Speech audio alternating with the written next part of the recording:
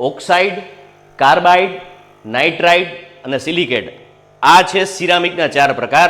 આપણે વાત કરવી છે ટ્રેડિશનલ સિરામિક, જેની અંદર માટીની મદદથી બનતા જેટલા બી ક્લે, જે કહેવાય ને ક્લેની સિરામિક પ્રોડક્ટ્સ છે, ટાઇલ્સ છે, ગ્લાસ છે, સિમેન્ટ છે, અને આપણે નવું જે આવ્યું છે ભાઈ કેમિકલની મદદથી સિરામિક ઇન્ડસ્ટ્રીઝની અંદર શું નવું ઇનોવેશન્સ આવ્યું છે.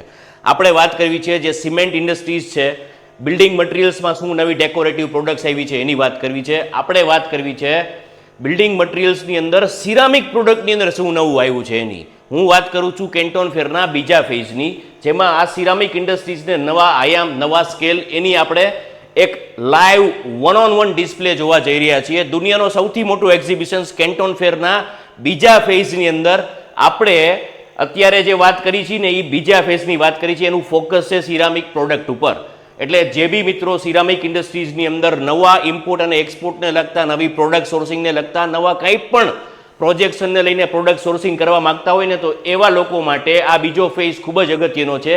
દુનિયાભરના વ્યાપારીઓ જે સિમેન્ટ ઇન્ડસ્ટ્રીઝ સાથે, સિરામિક ઇન્ડસ્ટ્રીઝ સાથે, બિલ્ડિંગ મટીરિયલ સાથે, હોમ ડેકોર સાથે, કે પછી નવા કેમિકલને લગતી સિરામિકમાં નવી ઇનોવેટિવ પ્રોડક્ટ સાથે સંકળાયેલા છે, એવા લોકોએ આ ડેમોન્સ્ટ્રેશનની અંદર વિઝિટ કરવી જ જોઈએ. આ એક્ઝિબિટર્સને મળવા જ જોઈએ. તમારા સમકક્ષ વેપારીઓને તમારે મળવું જ જોઈએ.